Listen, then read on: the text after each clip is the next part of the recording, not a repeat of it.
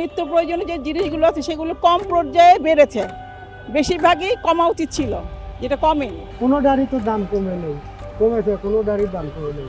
Current bill বেশি, gas bill বেশি, পানি বিল বেশি, বাসা ভাড়া বেশি। একটু গ্যাপ দেওয়া উচিত যে হ্যাঁ 1 বছর বা 2 বছর একটা প্রোডাক্টের দাম বাড়লো, এরপর সেটাকে আরো 2-1 বছরের জন্য একটু সাস্টেইন রাখা। চাল তেল আপনার যে কোনো জিনিস পূর্ণ কিনবে যান, কোনোটারই তো দাম কমে নেই, কমেছে, কোনোটারই দাম কমে নেই। কারেন্ট বিল বেশি, গ্যাস বিল বেশি, পানি বিল বেশি, বাসা ভাড়া বেশি। কোন জিনিসটা বাংলাদেশের দাম জনগণের জন্য উপকার করতে আমরা এটা বুঝাব। আমরা সাধারণ জনগণের জন্য ক্রয় ক্ষমতার মধ্যে যেগুলো থাকবে সেগুলো নিত্য প্রয়োজনীয় যে জিনিসগুলো আছে সেগুলো কম পর্যায়ে বেড়েছে, বেশিরভাগই কমা উচিত ছিল, যেটা কমেনি। তা সুতরাং সাধারণ মানুষ হিসাবে আমি এই বাজেটটাকে গ্রহণযোগ্য হিসেবে নিতে পারছি না। সাধারণ জনগণের মধ্যে কি ভোগান্তিটা ভোগাচ্ছে, কোন জিনিসটার উপকার করছে? আগে যে বাসায় থাকতাম 2000 টাকা, সে বাসা ভাড়া এখন হচ্ছে আপনার লাগে 5000 টাকা।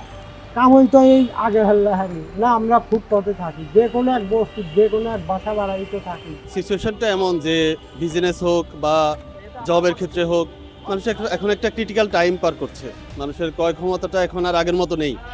তো সেক্ষেত্রে আমরা গভর্নমেন্টের কাছে এটাই প্রত্যাশা করি যে গভর্নমেন্ট যেগুলো মানুষের রেগুলার প্রয়োজন, এসব জিনিসে গভর্নমেন্ট ভর্তুকি দিবে বা আরও সহজলভ্য করবে মানুষ, যেভাবে যাতে মানুষের লাইফস্টাইলটা আর একটু ইজি হয়। এই মনে করেন তেলের দাম বেড়ে গেছে, তাই সব কিছুর দাম বেড়ে গেছে, একটু কমাই দিব। আমরা গরিবরা তো এটাই আশা করি। আমি 2 মাস ধরে ভাড়া দিতে পারতেছি না। আমি এমন দিন যায় মুভি যেখান লিক করে আমি রাস্তায় ঘুমাই থাকি, আমার পোলা পানি নিয়ে।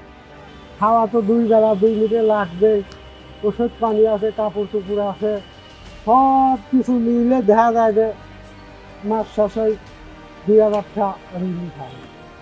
ঋণ ভূত কই করবো, কার কাছে করবো আমরা? বাজেটের ক্ষেত্রে যেটা কয়েক বছর থেকে যেটা দেখছি, যেটা হচ্ছে যে এমন অনেক কিছু প্রোডাক্ট আছে যেগুলোতে কন্টিনিউয়াসলি প্রতি বছরই ভ্যালু অ্যাড হচ্ছে, তো যেটার কারণে প্রাইসটা বেড়ে যাচ্ছে। তো এই ক্ষেত্রে সরকারের আমার মনে হয় একটু নজর দেওয়া উচিত, একটু গ্যাপ দেওয়া উচিত যে হ্যাঁ 1 বছর বা 2 বছর একটা প্রোডাক্টের দাম বাড়লো, এরপর সেটাকে আরও 2-1 বছরের জন্য একটু সাস্টেইন রাখা, একটা লেভেলে রাখা, এরপর আবার সেটাতে বাড়াতে পারে।